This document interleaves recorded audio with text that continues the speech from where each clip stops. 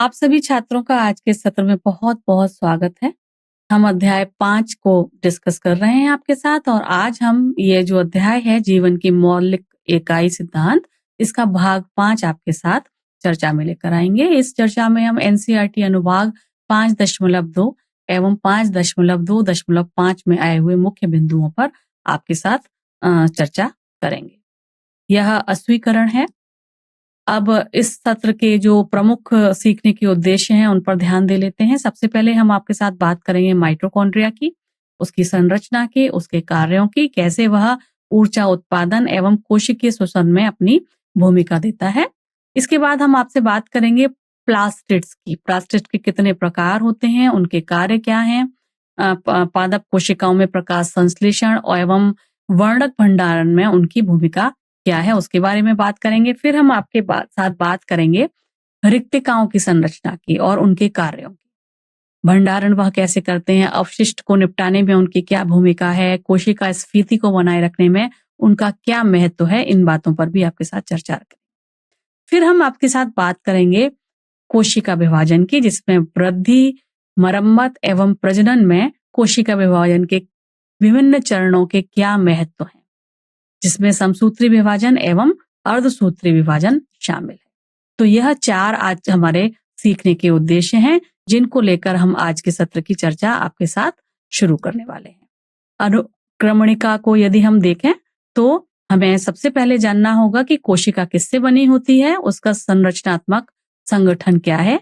यह एनसीईआरटी अनुभाग 5.2 से लिया गया मेन बिंदु है और इसके अंतर्गत ही हमें आज आपके साथ चर्चा करनी है पहले माइटोकॉन्ड्रिया की, फिर प्लास्टिड की, फिर रिक्तिका की, उसके पश्चात कोशिका विभाजन की। इन सभी पर चर्चा के बाद हम आज के सत्र को सारांशित करेंगे। फिर आपके सामने कुछ एनसीईआरटी पाठगत प्रश्नों को रखेंगे। अंत में हम कुछ मुख्य बिंदुओं पर चर्चा करने के बाद आपके सामने 2-3 रोचक प्रश्न रखेंगे, जिनका आपको उत्तर अपनी समझ के अनुसार घर पर ही देना है। तो चलिए शुरू करें आज का ये सत्र। सबसे पहले बात करेंगे माइटोकॉन्ड्रिया की। माइटोकॉन्ड्रिया को कोशिका का पावर हाउस कहा जाता है। क्यों कहा जाता है कोशिका का पावर हाउस? क्योंकि यह कोशिका के लिए ऊर्जा उत्पन्न करता है। ठीक है, इसका यदि हम संरचना देखें तो माइटोकॉन्ड्रिया के पास 2 झिल्ली आवरण होते हैं। बाहरी झिल्ली जो है वह छिद्रित होती है एवं जो आंतरिक झिल्ली है वह गहराई से अंदर की ओर मुड़ी हुई होती है। आप इस चित्र में माइटोकॉन्ड्रिया की दोनों झिल्लियां देख सकते हैं और जो अंदर की तरफ मुड़ी हुई झिल्ली है उसको हम क्रिस्टी कहते हैं और यही वह जगह है जहां पर ऊर्जा एटीपी के रूप में उत्पन्न होती है और एटीपी को उत्पन्न करने के लिए जो भी रासायनिक अभिक्रियाएं हैं वह इस क्रिस्टी पर ही होती हैं। अब क्योंकि यह झिल्ली अंदर की तरफ मुड़ी हुई होती है, इसीलिए यह एक बहुत बड़ा सतह बना देती है ताकि ज्यादा से ज्यादा मात्रा में ऊर्जा उत्पन्न की जा सके। तो अब हम माइटोकॉन्ड्रिया की जो भूमिका है उसके बारे में थोड़ा और विस्तार से चर्चा कर लेते हैं। यह जो एटीपी है इसका पूरा नाम है एडिनोसिन ट्राइफॉस्फेट। ठीक है, तो माइटोकॉन्ड्रिया एटीपी यानी कि एडिनोसिन ट्राइफॉस्फेट अणुओं के रूप में ऊर्जा मुक्त करती है और इसीलिए इसको हम क्या कहते हैं, power house of the cell, English में या हिंदी में ऊर्जा घर कहते हैं किसी भी कोशिका का।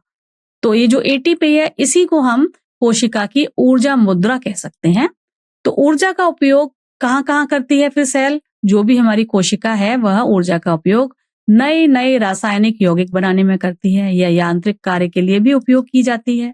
माइटोकॉन्ड्रिया जीवन के लिए आवश्यक रासायनिक गतिविधियों के लिए अत्यंत आवश्यक होती है।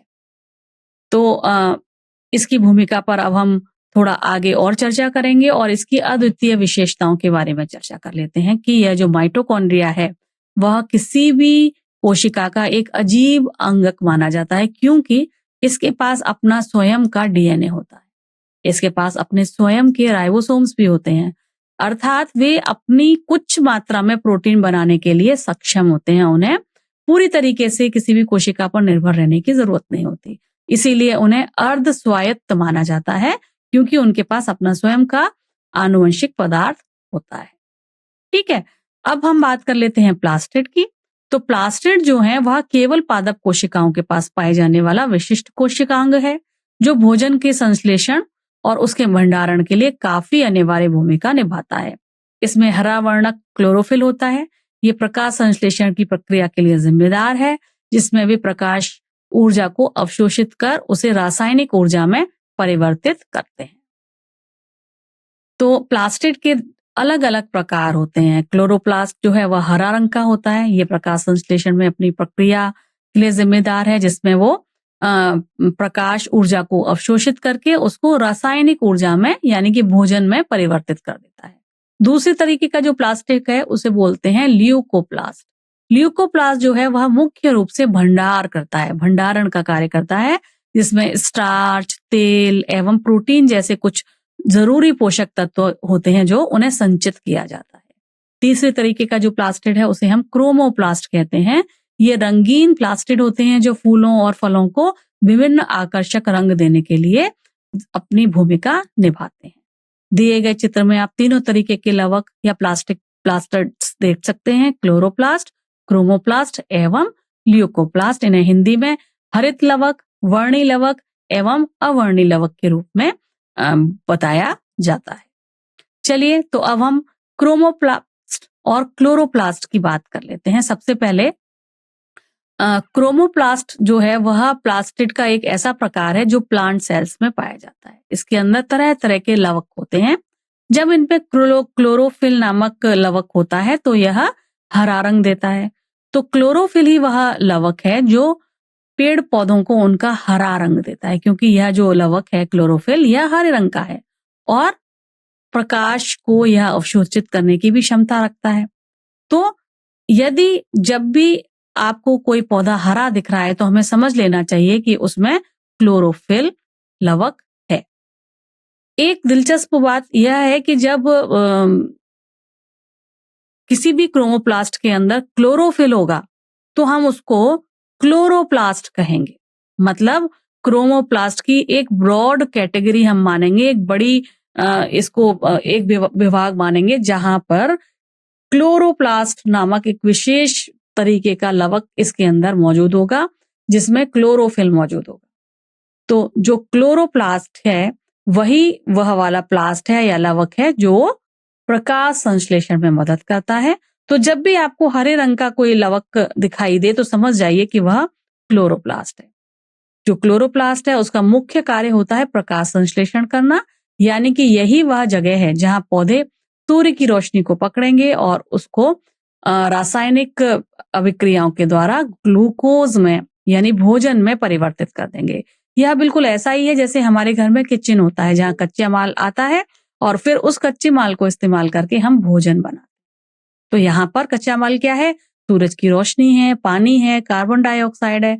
इन सभी से मिलकर जो है पौधे क्लोरोप्लास्ट की उपस्थिति में अपना भोजन बनाते हैं। दूसरा जो वर्णक है वह है क्रोमोप्लास्ट। यानी कि कभी कभी क्या होता है कि क्लोरोप्लास्ट में केवल क्लोरोफिल नहीं होता, कभी कभी उसमें पीले और नारंगी रंग के भी कुछ वर्णक पाए जाते हैं, जैसे कि और उन वर्णकों को कहते हैं कैरोटीनॉइड्स। कैरोटीनॉइड्स ये जो वर्णक हैं ये शरद ऋतु में पत्तियों को पीला या नारंगी रंग देते हैं जब क्लोरोफिल का अपघटन हो जाता है उस समय पर। इसलिए जब आप देखते हैं कि पत्ते पीले पड़ रहे हैं या नारंगी हो रहे हैं तो आपको समझ जाना चाहिए कि क्लोरोप्लास्ट के अंदर के जो दूसरे पिगमेंट हैं वह भी सक्रिय हो गए हैं। क्लोरोप्लास्ट पौधों के लिए ऊर्जा परिवर्तन में महत्वपूर्ण भूमिका निभाता है, यानी सूरज की जो ऊर्जा है उसको रासायनिक ऊर्जा में बदलता है जो कि वृद्धि और जीवित रहने के लिए आवश्यक होती है। जैसे घर में हमारे जनरेटर से बिजली बनती है वैसे ही क्लोरोप्लास्ट के द्वारा पौधे की अपनी ऊर्जा बनती है। तो आप देख सकते हैं कि यह जो है मेन इसका योगदान होता है क्लोरोप्लास्ट का। चलिए अब हम अगले की तरफ चलेंगे। यह है ल्यूकोप्लास्ट। दूसरे तरीके का जो प्लास्ट लवक है उसको हम बोलेंगे वर्णक है, माफ करिएगा वर्णक है, उसको हम बोलेंगे ल्यूकोप्लास्ट। ल्यूकोप्लास्ट का मुख्य कार्य होता है भंडारण करना, यानी कि ये कोशिका के अंदर विभिन्न प्रकार की चीजों का भंडारण करता है, जैसे कि वसा हो गया, तेल हो गया, है ना, उनका भंडारण करता है, ना कि यह प्रकाश संश्लेषण में अपनी कोई भूमिका निभाता है। ठीक है। तो स्टार्च, तेल एवं प्रोटीन कणिकाओं को यह भंडारण करने में अपनी भूमिका निभाता है। आपको पता है तेल हमारे को ऊर्जा के लिए ज़रूरी है, प्रोटीन किसी भी प्लांट की अपनी अपनी वृद्धि के लिए ज़रूरी है, और जहाँ कहीं टूट-फूट मची हुई है किसी कोशिका में तो उसको सही करने के लिए भी प्रोटीन की आवश्यकता होती है। तो हम एक तरीके से कह सकते हैं कि ये जो ल्यूकोप्लास्ट है, वह एक तरीके से पौधों के पेंट्री का काम करता है, जहाँ पर सारी ज़रूरी चीज़ें मिलती हैं। ल्यूकोप्लास्ट का कार्य केवल संग्रहण तक ही सीमित नहीं रहता, यह पोषक तत्वों के भंडारण के लिए भी काफ़ी महत्वपूर्ण है। यानी कि जब पौधे को आवश्यकता होती है, तो यहीं से ज़रूरी पोषक तत्व निकलते हैं। जैसे हमें भूख लगने पर हम फ्रिज से खाना निकाल लेते हैं, वैसे ही कोशिका जो पौधे होते हैं वो कोशिका की आवश्यकता पड़ने पर ल्यूकोप्लास्ट से अपने पोषक तत्वों को प्राप्त कर सकते हैं। और एक बहुत ही रोचक बात यह भी है कि ल्यूकोप्लास्ट मुख्य रूप से नॉन फोटोसिंथेटिक टिश्यू में मिलते हैं, यानी कि गैर प्रकाश संश्लेषी ऊतकों में पाए जाते हैं। जैसे कि कौन से हैं गैर प्रकाश संश्लेषी ऊतक? जैसे कि यदि हम बात करें तो जड़ें हैं, वहां पे तो कोई क्लोरोफिल होता नहीं, तो वहां पर ल्यूकोप्लास्ट पाए जाते हैं। जो बीज होते हैं, है ना, या ट्यूबर्स जो हैं, वहां पर ल्यूकोप्लास्ट पाए जाते हैं, क्योंकि वहां पर कोई तरीका ही नहीं है कि प्रकाश संश्लेषण हो सके। ठीक है, तो ये जो जगह हैं, जड़ हो गई, बीज हो गए और ट्यूबर हो गए, यहाँ पर स्टोरेज का काम होता है, भंडारण का काम होता है। जैसे कि जो आलू है, आलू एक ट्यूबर का बहुत अच्छा उदाहरण है। तो आलू में जो स्टार्च का स्टोरेज होता है, वह ल्यूकोप्लास्ट की वजह से ही हो पाता है। ल्यूकोप्लास्ट केवल किसी चीज का भंडारण ही नहीं करते, बल्कि ये पौधों के चयापचय और विकास में भी भूमिका निभाते हैं। मतलब जब पौधा बढ़ता है या चयापचय क्रियाएं होती हैं, तो ल्यूकोप्लास्ट से संग्रहित पोषक तत्वों का उपयोग किया जाता है। इस स्लाइड में आप एक आरेख भी देख सकते हैं, जिसमें ल्यूकोप्लास्ट की संरचना या वर्णी लवक जो अवर्णी लवक है उसकी संरचना दिखाई गई है। तो अब हम हरित लवकों की जो आंतरिक संरचना है, यानी कि क्लोरोप्लास्ट की जो आंतरिक संरचना है, उसको देख लेते हैं। क्लोरोप्लास्ट या जो हरित लवक है, वह भी कई झिल्ली वाली परतों से मिलकर बना होता है। तो इसमें एक स्ट्रोमा नामक पदार्थ होता है, जिसमें यह धसे हुए रहते हैं। इनकी जो बाहरी संरचना है हरित लवकों की, वह काफी कुछ माइटोकॉन्ड्रिया जैसी ही होती है, और इस जगह पर हरित लवकों में प्रकाश संश्लेषणी उपकरण होता है, क्योंकि यहाँ पर प्रकाश संश्लेषण होता है। यदि आप ध्यान से देखें तो आप देख पाएंगे हरित लवक की दोनों आंतरिक एवं बाहरी झिल्लियां यहाँ दिखाई दे रही है इस चित्र में। अंदर की तरफ एक के ऊपर एक रखे हुए आपको ग्रेना दिखाई दे रहे हैं, और पूरे उस चीज को हम थाइलाकॉइड कहते हैं, और जो इनकी पीली बेस दिख रहा है उसको हम स्ट्रोमा कहते हैं। ठीक है, तो इनकी यह अद्वितीय विशेषताएं हैं। सबसे पहले यह जो प्लास्टिड होते हैं, इनके पास भी, या जो हरित लवक हैं, इनके पास भी अपना स्वयं का डीएनए होता है, बिल्कुल माइटोकॉन्ड्रिया की तरह। यानी कि प्लास्टिड अपनी कुछ जानकारी खुद ही स्टोर कर लेते हैं, और इनके पास अपनी खुद की स्वयं की कुछ प्रोटीन बनाने की क्षमता भी होती है। नीट में काफी बार यह बात पूछी जाती है कि क्यों यह एंडोसिम्बायोटिक थ्योरी का सपोर्ट करता है, प्लास्टिड एवं माइटोकॉन्ड्रिया दोनों। शायद इसीलिए क्योंकि जो प्लास्टिड है वह पहले एक किसी समय में बिल्कुल स्वयं के इंडिपेंडेंट ऑर्गेनिज्म थे, और बाद में वह जो पौधे हैं उनकी सेल्स का हिस्सा बन गए, इसीलिए। ठीक है, तो अगला बिंदु यह है कि जो जितने भी ये प्लास्टिड हैं उनके पास अपने राइबोसोम्स भी होते हैं, और राइबोसोम आप पता है आपको कि ये छोटी छोटी ऐसी फैक्ट्रियां होती हैं जो प्रोटीन बनाती हैं। तो प्लास्टिड्स के पास अपनी प्रोटीन खुद बनाने की सामान भी मौजूद है, बिना सेल के बाकी राइबोसोम की मदद के। यह स्वयं, क्योंकि इनके पास अपना डीएनए है, इनके पास राइबोसोम्स भी हैं, तो ये अपनी प्रोटीन बना लेते हैं। तो यह कुछ मात्रा में स्वतंत्र होते हैं, और इसीलिए इनको स्वप्रतिकृति बनाने की क्षमता होती है। ठीक है, अपनी स्वयं प्रतिकृति बना लेते हैं। मतलब कि जब कोशिका विभाजन होता है तो प्लास्टिड बिना किसी बाहरी मदद के अपनी प्रति बना सकते हैं, बिल्कुल वैसे ही जैसे माइटोकॉन्ड्रिया बना लेते हैं। इसीलिए जब भी पेड़ पौधों में की कोशिका जब विभाजित होती है, तो क्या होता है, नई जो कोशिका बनती है उसमें प्लास्टिड भी अपने आप आ जाते हैं। चौथा बिंदु जो है वो यह है कोशिकीय ऊर्जा चक्रों में भाग लेना, यानी कि जो प्लास्टिड हैं वो कोशिकीय ऊर्जा चक्रों में भाग लेते हैं। कैसे भाग ले पाएंगे? ये जो क्लोरोप्लास्ट है वह प्रकाश संश्लेषण करते हैं जिससे पौधे में ग्लूकोज बन जाता है ना। तो जब ग्लूकोज बन जाता है तो यह ऊर्जा चक्र का एक महत्वपूर्ण हिस्सा है कि नहीं। प्लास्टिड के बिना पौधे जो भी हैं वह अपनी कोशिका के अंदर ऊर्जा उत्पन्न तो कर ही नहीं सकते। जैसे कि माइटोकॉन्ड्रिया एटीपी बनाता है, उसी तरीके से प्लास्टिड भी पौधों की कोशिका के अंदर ऊर्जा की आवश्यकताओं को पूरा करता है। जो प्लास्टिड है वह पौधों की सेल की ऑटोनॉमी और फंक्शन को सपोर्ट करता है, यानी कि स्वायत्तता और कार्य प्रणाली को सपोर्ट करता है, समर्थन करता है। प्लांट्स की जो खुद की सेल्स हैं वह बिना किसी बाहरी मदद के अपने अंदर अपना खाना स्वयं बना लेती हैं और यानी कि यह स्वायत्तता को बता रहा है। अपने अपने जो रंग है उसको ये मेंटेन करते हैं, यानी कि अपने जीवन के लिए जो भी जरूरी चीजें हैं उनको यह स्टोर कर सकते हैं, उनका भंडारण कर सकते हैं। इसीलिए प्लास्टिड्स को पेड़ पौधों की कोशिका के लिए काफी जरूरी बताया गया है। आप इस चित्र में हरित लवक का पूरा जो संरचना है उसको देख सकते हैं। इसमें तरह तरह की बाहरी झिल्ली, आंतरिक झिल्ली, स्ट्रोमा, ग्रेनम जो एक सिक्के जैसी चीज है उसे हम ग्रेनम कहते हैं, और यदि वो एक के ऊपर एक लग जाएं तो उनको हम थाइलेकॉइड कहते हैं। एक थाइलेकॉइड दूसरे थाइलेकॉइड से एक छोटी सी पतली नली द्वारा जुड़ा हुआ है जिसे हम आप यहाँ पर देख सकते हैं। चलिए अब हम रिक्तिकाओं के बारे में आपके साथ बात कर लेंगे। तो रिक्तिका क्या है? रिक्तिकाएं ठोस या तरल पदार्थ के लिए को भरने के लिए एक कोश जैसी होती हैं, है ना, एक थैले जैसी होती हैं जिसमें कुछ ठोस पदार्थ भर सकते हैं या तरल पदार्थ भर सकते हैं। यानी कि ये कोशिका के अंदर किसी भी ठोस या लिक्विड चीज को, तरल पदार्थ को भरने वाले कोश हैं।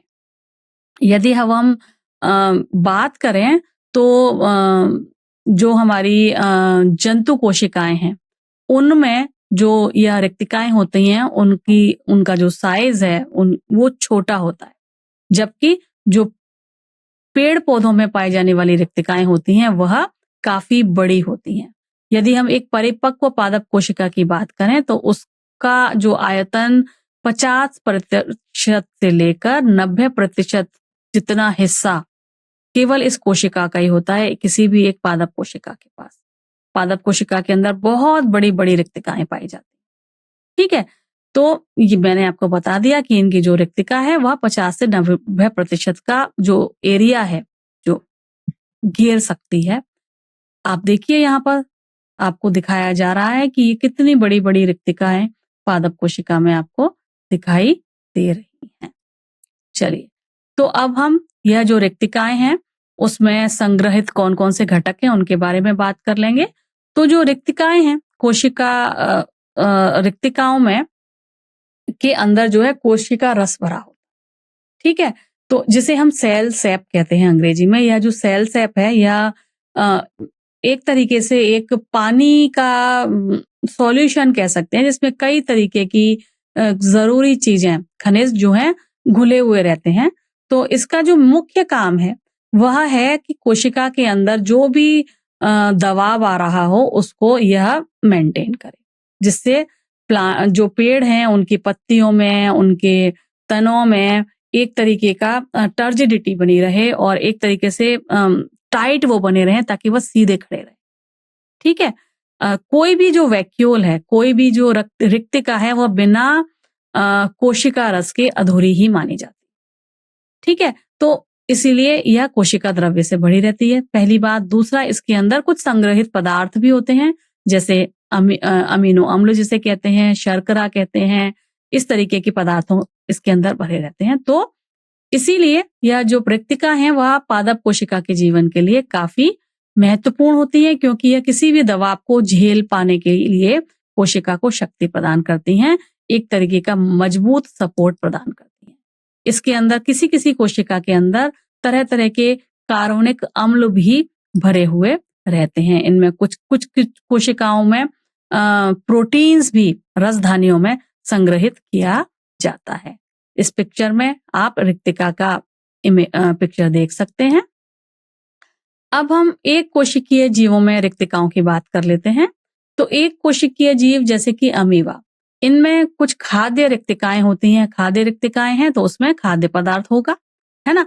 अमीबा जो है क्या करता है, अपने खाद्य जो भी पदार्थ है, जिस भी चीज को उसे खाना है, उसको फटाफट से पकड़ने का काम करता है। उसे सूडोपोडिया की मदद से पकड़ेगा और फिर उसको इस रिक्तिका के अंदर, फूड वैक्यूल जिसे इंग्लिश में कहते हैं, अंदर ले जाएगा और फिर वहां उसका पाचन कर देगा। जैसे हमारे पेट में खाना रहता है जब हम खाना खा लेते हैं, उसी प्रकार अमीबा के अंदर, खाद्य रिक्तिका के अंदर खाना रहता है। तो एक कोशिकीय जीवों में इनकी भूमिका क्या रही, पोषण में रही। ठीक है, तो इनका विशिष्ट कार्य क्या रहा, एक तो पोषण रहा, दूसरा अतिरिक्त जल यदि किसी भी कोशिका के अंदर है तो उसको बाहर निकालने का भी यह काम करते हैं। यानी कोशिका के अंदर और बाहर एक तरीके से पानी का बैलेंस बनाने का काम करते हैं। ये तो हम कह सकते हैं जैसे हमारे शरीर के अंदर एक किडनी जो होता है, गुर्दा जो होता है, पानी का बैलेंस बनाने के लिए अपनी भूमिका निभाता है। ठीक उसी प्रकार एक कोशिकीय जीवों में अतिरिक्त जल यदि है तो उसको बाहर निकालने का काम जो है कोशिका की जो ये रिक्तिकाएं हैं वह करती है। जैसे कि पैरामीशियम, है ना, पैरामीशियम में यह कार्य किया जाता है। उसके अंदर कॉन्ट्रैक्टाइल वैक्यूल पाई जाती है। और ये तो आपको पता ही है, अवशिष्ट प्रबंधन में भी इनका कार्य होता है। यानी कि अवशिष्टों को बाहर निकालने के लिए भी रिक्तिकाएं अपनी मुख्य भूमिका निभाती हैं। जैसे हमारा घर जो है उसका हम कचरा भर देते हैं डस्टबिन में और बाहर निकाल देते हैं, ठीक उसी प्रकार किसी भी कोशिका के अंदर जो भी अवशिष्ट पदार्थ हैं वह रिक्तिकाओं में भरे जाएंगे और फिर उनको बाहर निकाल दिया जाएगा। तो अनुकूलन के लिए ये काफी आवश्यक भूमिका निभाएगी। जैसे कि एक कोशिकीय जीवों के लिए यह एक आवश्यक अनुकूलन में भूमिका निभाती है। यानी यदि किसी जीव को जीवित रहना है तो उसे पोषण चाहिए, जल का संतुलन चाहिए, उसको अवशिष्ट पदार्थों को बाहर अपने शरीर से निकालना ही होगा। तो ये सारे उद्देश्यों की पूर्ति के लिए आपको रिक्तिका की आवश्यकता होगी ही होगी, तभी एक कोशिकीय जो जीव हैं उनके अंदर जीवन संभव हो पाए। ठीक है, देखिए इस चित्र में आप अमीबा में उपलब्ध रिक्तिकाओं को यहाँ पर दिखाया गया है। तो कोशिका विभाजन पर अब हम चलते हैं। कोशिका विभाजन का अर्थ हुआ कि नए कोशिकाओं का निर्माण कैसे होता है यह जान लेते हैं। तो नई कोशिकाओं का निर्माण क्यों चाहिए? सबसे पहले तो वृद्धि के लिए चाहिए। जैसे जब कोई बच्चा छोटा होता है या कोई पेड़ पौधा छोटा होता है तो धीरे धीरे समय के साथ वो बड़ा हो जाता है। कैसे बड़ा हो जाता है? क्योंकि उसके अंदर प्रेजेंट जो कोशिकाएं हैं वह विभाजित होती रहती हैं। जैसे कि कोई बिल्डिंग में अगर हम लगातार ईंटें लगाते चलें तो वो ऊंची दीवार बन जाएगी। या इसी प्रकार से जब सेल या कोशिका विभाजित होती रहती है तो कोशिकाओं की संख्या बढ़ती है और किसी व्यक्ति के अंदर वृद्धि हो जाती है। दूसरा, पुरानी मृत और क्षतिग्रस्त कोशिकाओं की प्रतिस्थापना भी कोशिका विभाजन के द्वारा ही हो पाती है। यदि हमें कोई चोट लगी है, कोई घाव हमारा ठीक हो रहा है, तो वह चोट लगने के बाद घाव इसीलिए ठीक हो पा रहा है क्योंकि नई कोशिकाएं वहां की बन गई हैं। पुरानी कोशिकाओं को हटा दिया गया है और नई कोशिकाएं बन गई हैं और इसी प्रकार हमारा घाव ठीक हो जाता है। तीसरा, कोशिका विभाजन इसलिए भी जरूरी होता है क्योंकि प्रजनन के लिए युग्मकों का निर्माण जरूरी है। जब किसी जीव को प्रजनन करना होता है तो विशेष कोशिकाएं बनती हैं और उन कोशिकाओं को युग्मक कहा जाता है। जैसे स्पर्म बनते हैं, एग बनता है, तो इनका निर्माण भी कोशिका विभाजन के कारण ही संभव हो पाता है। खासकर जो प्रजनन की एक प्रक्रिया होती है मियोसिस, उसके द्वारा ही युग्मकों का निर्माण होता है। इसलिए प्रजनन के लिए भी कोशिका विभाजन आवश्यक है। तो नई कोशिकाओं के निर्माण की प्रक्रिया को हम क्या कहते हैं? कोशिका विभाजन कहते हैं। कोशिका के दो मुख्य प्रकार से विभाजन होते हैं, समसूत्री विभाजन एवं अर्धसूत्री विभाजन। यदि नई कोशिकाएं क्यों आवश्यक है? नई कोशिकाएं आवश्यक हैं किसी भी जीव की वृद्धि के लिए, ऊतकों की मरम्मत के लिए। ठीक उसी प्रकार यदि हमारे घर की कोई दीवार टूट जाए तो नई दीवार हमें लगानी पड़ेगी ना, मरम्मत करनी पड़ेगी, नहीं तो हमारा घर पूरा का पूरा टूट सकता है। इसलिए कोशिका विभाजन जरूरी होता है। तो कोशिका विभाजन की प्रक्रियाओं को समझने के लिए हम और आगे थोड़ा बढ़ते हैं। सबसे पहले हम आपसे बात करेंगे समसूत्री विभाजन की, जो कि वृद्धि के लिए आवश्यक होती है, जिसे अंग्रेजी में माइटोसिस कहा जाता है। तो यह प्राथमिक विधि है।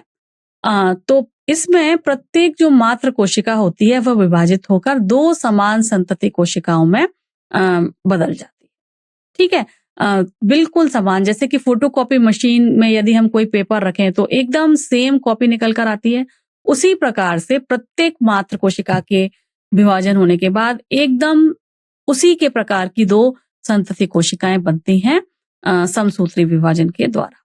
और इनमें मात्र कोशिकाओं के समान ही गुणसूत्रों की संख्या होती है। यदि हम ह्यूमंस की बात करें, हम मनुष्यों की बात करें, तो मनुष्यों की कोशिकाओं में 46 क्रोमोसोम होते हैं। और जब समसूत्री विभाजन होता है तो जो दोनों संतति कोशिकाएं बनती हैं उनमें भी 46 क्रोमोसोम ही पाए जाते हैं। ठीक है। तो ये जो समसूत्री विभाजन है, या जिसे हम माइटोसिस कह रहे हैं, इनसे ऊतकों की वृद्धि होती है और मरम्मत में भी सहायता मिलती है। इस चित्र में आपको समसूत्री विभाजन दिखाया गया है।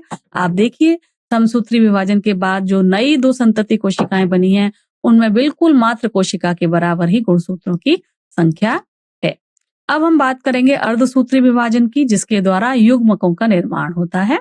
तो यह विभाजन होता है जननांगों में, क्योंकि वहां पर युग्मकों के निर्माण की प्रक्रिया होती है।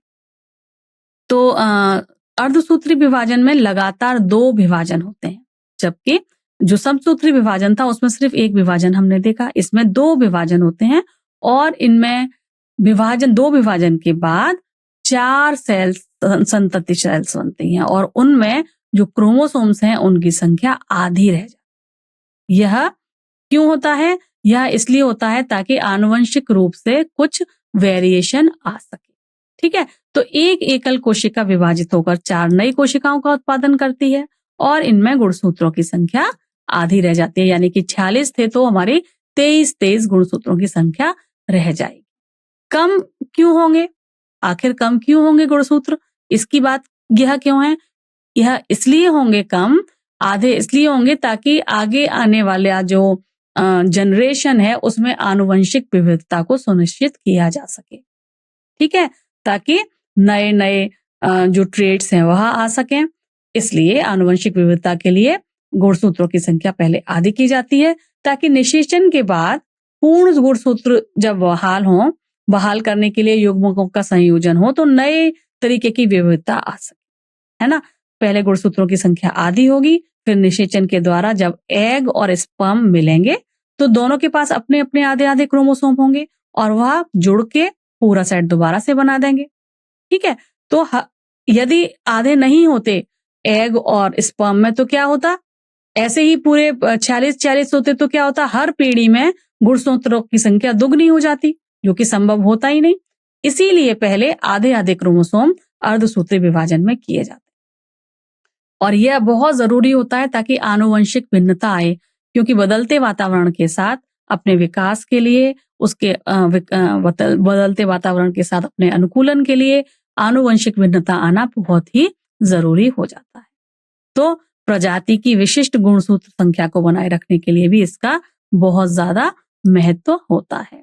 और यह जो अर्धसूत्री विभाजन है, यह लैंगिक प्रजनन में या यौन प्रजनन में अपनी महत्वपूर्ण भूमिका निभाता है। जब जो युग्मक होते हैं उनमें क्रोमोसोम का नंबर आधा हो जाता है और फिर जैसा कि मैंने आपको बताया, निषेचन के बाद वह युग्मकों के संयोजन के बाद पूरा हो जाता है। चलिए अब इस सत्र को सारांशित कर देते हैं। तो हमने यहाँ पर सबसे पहला जो कोशिकांग पढ़ा था इस सत्र में, वो था माइटोकॉन्ड्रिया। हमने जाना कि माइटोकॉन्ड्रिया को कोशिका का ऊर्जाघर कहते हैं, जिसके पास अपनी 2 झिल्लियां होती हैं और इसकी जो भीतरी झिल्ली होती है यह काफी बार मुड़कर क्रिस्टली बनाती है और एटीपी के उत्पादन के लिए ज्यादा से ज्यादा सतह मिल सके, इसलिए यह अंदर की ओर मुड़ जाती है। दूसरा हमने ये जाना कि ये जो माइटोकॉन्ड्रिया है उसके अंदर जो एटीपी है बनता है, उसको हम ऊर्जा मुद्रा कहते हैं, है ना। ऊर्जा मुद्रा ही ऊर्जा उत्पन्न करती है, जो रासायनिक गतिविधियों और यांत्रिक कार्यों के लिए अत्यधिक महत्वपूर्ण होती है। माइटोकॉन्ड्रिया अपने स्वयं के पास अपना स्वयं का डीएनए होता है, उसके पास थोड़े से राइबोसोम्स भी होते हैं, इसीलिए वह अर्ध स्वायत्त होता है। जिससे वो कुछ मात्रा में अपनी प्रोटीन का जो उत्पादन है वो स्वयं करने में सक्षम होता है। ठीक है, क्योंकि नीट में यह क्वेश्चन पूछा जाता है। अब क्योंकि इसके पास कुछ चीजें अपनी हैं तो इसलिए इसको एंडोसिम्बायोट थ्योरी का यह एक तरीके से फेवर करता है, उसकी तरफ जाता है, क्योंकि नीट में यह क्वेश्चन पूछा जाता है कि ऐसे कौन कौन से अंगक हैं, कोशिकांग हैं जिनके पास अपना डीएनए होता है। तो उसमें हमारा जो उत्तर आता है वो माइटोकॉन्ड्रिया एवं क्लोरोप्लास्ट आता है। हमने प्लास्टिड भी पढ़ा था। हमने प्लास्टिड में जाना कि यह पादप कोशिकाओं में पाए जाते हैं और इनमें क्रोमोप्लास्ट और ल्यूकोप्लास्ट होता है। यदि क्लोरोफिल मौजूद है तो उस क्रोमोप्लास्ट को हम क्लोरोप्लास्ट कहते हैं, जो कि प्रकाश संश्लेषण के लिए आवश्यक है। और यह जो क्लोरोप्लास्ट है वह ऊर्जा का रूपांतरण करने वाला महत्वपूर्ण वर्णक होता है। उसकी संरचना में स्ट्रोमा में झिल्लीदार परतें भी शामिल होती। हमने ल्यूकोप्लास्ट के बारे में भी पढ़ा। ल्यूकोप्लास्ट स्टार्च, तेल एवं प्रोटीन जैसे पोषक तत्वों का भंडारण करते हैं जो पादप उपापचय में अपनी भूमिका निभाते हैं। उदाहरण के लिए एमाइलोप्लास्ट स्टार्च का भंडारण करता है। एलियोप्लास्ट जो है वह तेल का भंडारण करता है और प्रोटीनोप्लास्ट प्रोटीन का भंडारण करता है। प्लास्टिड के पास भी, जैसा मैंने डीएनए माइटोकॉन्ड्रिया में बताया, अपना डीएनए होता है, कुछ राइबोसोम्स होते हैं, तो वह भी अपनी स्वयं की प्रतिकृति बनाने में सक्षम होते हैं जो कोशिकीय ऊर्जा चक्रों के लिए महत्वपूर्ण है। इसीलिए प्लास्टिड जो है इनके अंदर भी इनको भी सेमी ऑटोनॉमस ऑर्गेनेली कहा जाता है, बिल्कुल माइटोकॉन्ड्रिया की तरीके से। तो जो रसदानी है, रिक्तिका है, वह पादप और जंतु कोशिकाओं दोनों में मौजूद होती है। पादप कोशिकाओं में यह काफी बड़े आकार के रूप में होती है, जबकि जंतु कोशिकाओं में यह काफी छोटी छोटी होती हैं। पादप रसधानी में यह इतनी बड़ी होती है कि कोशिका के पूरे आयतन का 90% तक, 50 से 90% तक यह घेर सकती है और कोशिका रस एवं अन्य पदार्थों का भंडारण करके स्फीति और कठोरता उसको प्रदान कर सकती है। अमीबा जैसे जो कुछ एक कोशिकीय जीव होते हैं उनमें रसधानी जो है वह खाद्य का भंडारण करने के लिए कार्य करती है, अपशिष्ट के निष्कासन में भी कार्य करती है एवं जल विनिमय में भी प्रबंधन में अपनी भूमिका निभाती है। तो ये सब कुछ आज के हमने इस सत्र में पढ़ा। अब हम कुछ एनसीईआरटी पर आधारित प्रश्नों आपके साथ अभ्यास कर लेते हैं। तो यहाँ पहला प्रश्न है कि क्या आप उन 2 कोशिकांगों के नाम बता सकते हैं जिनका हमने अध्ययन किया है, जिनमें उनका अपना आनुवंशिक पदार्थ होता है। तो बिल्कुल इस कौन कौन से 2 कोशिकांग हैं जिनके पास अपना पदार्थ होता है, आनुवंशिक पदार्थ, वो है माइटोकॉन्ड्रिया एवं लवक। ये 2 कोशिकांग हैं जिनके पास अपना डीएनए होता है या अपना आनुवंशिक पदार्थ होता है। ये दोनों जो कोशिकांग हैं यह काफी अद्वितीय होते हैं क्योंकि वो कोशिका के भीतर भी स्वतंत्र रूप से अपनी प्रतिकृति बना सकते हैं। इनके ऊपर कोई भी जो कोशिका का खुद का केंद्रक होता है उसके कंट्रोल के बगैर अपना बना सकते हैं। जैसे कि घर में एक छोटा जनरेटर हो जो खुद चल सकता है, ठीक उसी प्रकार से ये जो कोशिकांग हैं वह अपना रिप्लेसमेंट या अपनी दूसरी प्रति खुद बना सकते हैं। इसीलिए इनको सेमी ऑटोनोमस ऑर्गेनेल्स भी कहा जाता है। इनके पास अपना डीएनए है, अपने राइबोसोम है, इसलिए वह अपना प्रोटीन संश्लेषण तंत्र बना सकते हैं और इसीलिए इनको एंडोसिम्बायोटिक थ्योरी के सपोर्ट में रखा जाता है कि इन दोनों में, माइटोकॉन्ड्रिया और प्लास्टिड में, जब इवोल्यूशन हुआ था तो उस टाइम पर यह अकेले स्वतंत्र जीव थे, स्वतंत्र जीवों की तरह यह रहते थे, लेकिन समय के साथ यह कोशिका के अंदर आ गए और अभी भी इनके अंदर प्रोटीन जो है स्वतंत्र रूप से प्रतिकृति बनाने की क्षमता है। अगला प्रश्न है, समसूत्री विभाजन एवं अर्धसूत्री विभाजन के परिणामों और उद्देश्यों के आधार पर उनके अंतरों की चर्चा करिए।